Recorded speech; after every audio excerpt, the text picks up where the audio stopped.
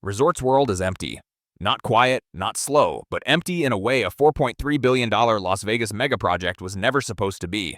A resort that once promised to resurrect the North Strip is now losing money at a pace no one projected, hanging on by a thread as the numbers collapse. So what went wrong? Why is a property this new already spiraling?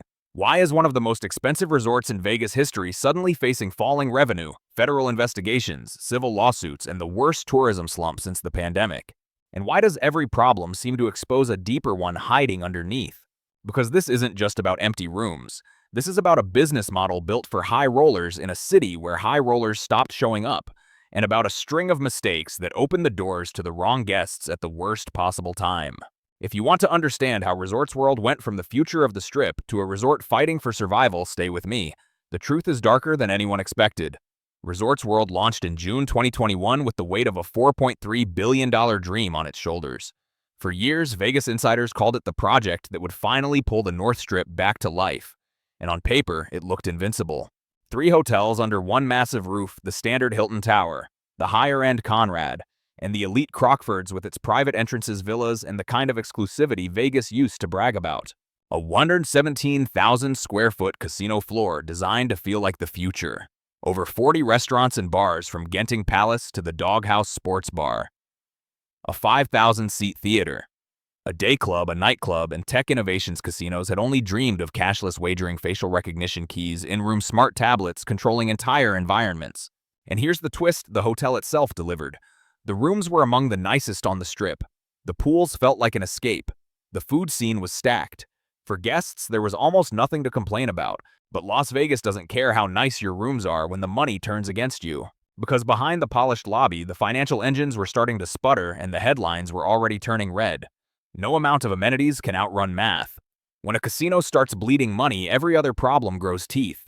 And for Resorts World 2025 became the year the numbers finally exposed the truth. First quarter 2025 wasn't just bad, it was a warning shot. Revenue fell 22% year over year, dropping to $166 million. EBITDA didn't just slip, it collapsed by 70%, leaving barely $10 million on the table. A single quarter shouldn't break a resort. But when you're carrying billions in construction debt across 88 acres of prime Las Vegas land, even one weak quarter shakes the foundation. Part of the hit came from timing. No Super Bowl in Vegas this year like 2024, but that alone doesn't explain the trend. Second quarter climbed slightly to around $180 million, still far from the runway they need just to keep their debt payments stable. And third quarter data, while not fully released, is flashing the same warning signs. Airport traffic is down. Convention attendance is soft. Group bookings for 2026 are already lagging. And visitors who do come, they're spending less across the Strip, across the industry, and especially on the North Strip where foot traffic dies the moment weekend crowds leave. Then there's the location. Resorts World was built on the belief that high rollers would fly in, spend big, and anchor the entire operation. But when that narrow segment slows down even slightly, the shock hits immediately because walk-in customers simply don't exist on that stretch of Las Vegas Boulevard. Meanwhile, the bills never stop. Power for massive LED walls, taxes on nearly 90 acres, payroll for thousands of employees, the weight of a $4.3 billion project pressing down month after month. No matter how beautiful a casino is, there comes a point where the numbers don't lie. Resorts World is bleeding, and the leak is getting wider.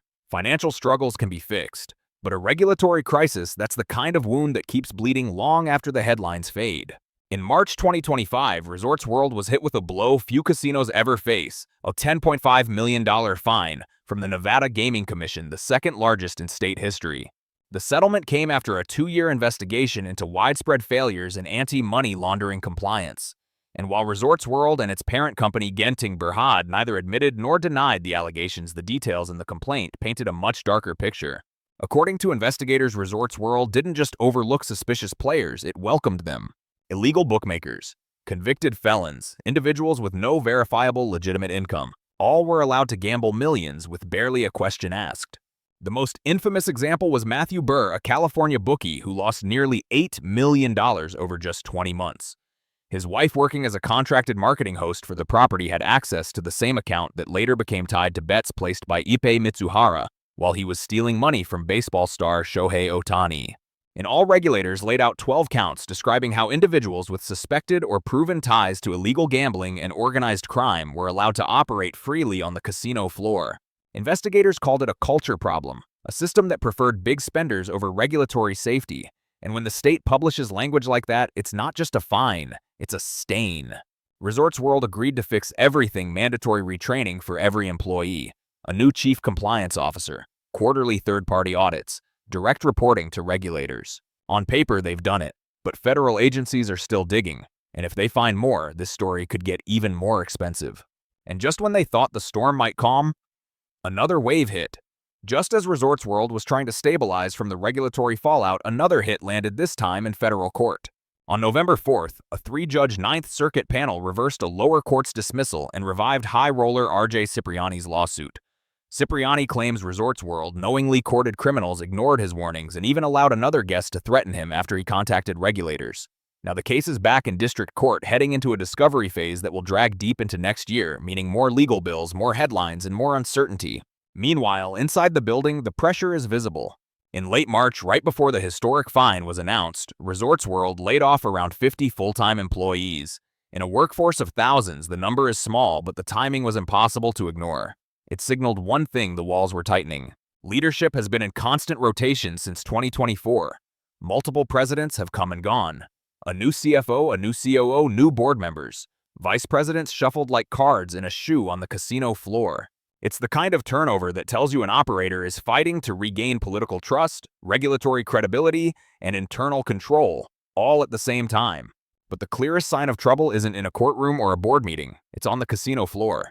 Walk through on a weekday and the emptiness hits before you even register it. The soaring ceilings, once a symbol of futuristic design, now make the silence feel colder, sharper.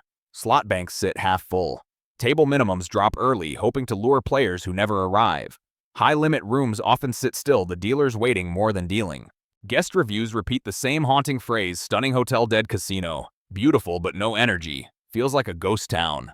Even the massive LED tower, a tech marvel, costing tens of millions, mostly advertises the resort to itself, glowing over sidewalks no one is walking. And this is only one side of the pressure. The competition is circling. Resorts World didn't rise into an empty market. It stepped into a battlefield, and its rivals were older, sharper, and far more entrenched. Fontainebleau opened right next door, targeting the exact same luxury demographic. Just 5 minutes south, Wynn Encore and the Venetian continue to dominate the high-end market with decades of loyalty, reputation, and built-in trust from the very whales Resorts World hoped to capture. And then there's the brutal truth: no amount of marketing can change. The North Strip has never been able to generate organic foot traffic. If you aren't staying at Resorts World or specifically heading to one of its shows, you're not casually wandering in. There's no famous free attraction pulling crowds north. No fountains, no pirates, no grand spectacle. Even the giant glowing orb on the front, impressive for a moment, doesn't compete with the Bellagio fountains or the Strip's historic center of gravity. Without bodies moving through the casino daily, the math breaks. Without spontaneity, Vegas energy dies. Without crowds, the casino floor feels like a movie set after the director has yelled cut. And yet not everything is collapsing. The theater continues to book major headliners, drawing real audiences for residency-level runs. F1 weekend proved Resorts World can fill its clubs and day club when the city hits peak demand. Holiday programming has already begun rolling out, and they've leaned hard into no resort fee offers and locals comps to push midweek traffic. Even the new culinary union contract, locking in better wages and benefits, will help retain staff and strengthen service quality over time. But none of these positives erase the core problem. Resorts World was built for a narrow segment of high-end spenders. Right as that segment started shrinking, and just as Vegas tourism hit its most fragile point since the pandemic, compliance failures broke trust. Tourism downturns exposed the weaknesses in the business model. And now every day becomes a race to stop the revenue slide before the debt becomes too heavy to outrun. In the end, everything comes down to two failures: one operational, one structural. The operational failure was the early compliance collapse. A mistake that didn't just cost money, but trust, the single most valuable currency a casino can lose. When regulators question your integrity, high rollers hesitate. When the headlines turn dark, partners pull back. When federal agencies keep digging, every future decision becomes slower, heavier, more cautious. The structural failure was the business model itself. A resort designed for a narrow band of elite spenders at a moment when Vegas is shifting toward budget-conscious travelers, lower gambling spend, and unpredictable convention cycles. Resorts World must reverse a revenue freefall, finish cleaning up years of compliance issues, rebuild its reputation with regulators, and find a way to fill its rooms and casino floor 7 days a week, not just during F1 or holiday peaks. Because despite everything, the property deserves to succeed. It is one of the most visually stunning, technologically advanced, and genuinely pleasant resorts in Las Vegas. It brought life to a side of the Strip that had been forgotten for years. And for many guests, it still offers some of the best rooms and amenities in the city. But the question now isn't about beauty, it's about survival. Can Resorts World turn the corner in 2026? Can the North Strip overcome its curse in a tightening economy? Or will one of the most expensive bets in Vegas history become another lesson in how fast this city can change direction? If you visited recently, you felt the contrast. A world-class hotel wrapped around a casino that feels like a desert at dusk, wide quiet, waiting for footsteps that never arrive. So tell me in the comments, has Resorts World already hit bottom? Or is the comeback still possible? If you want more breakdowns like this, subscribe and I'll see you in the next one.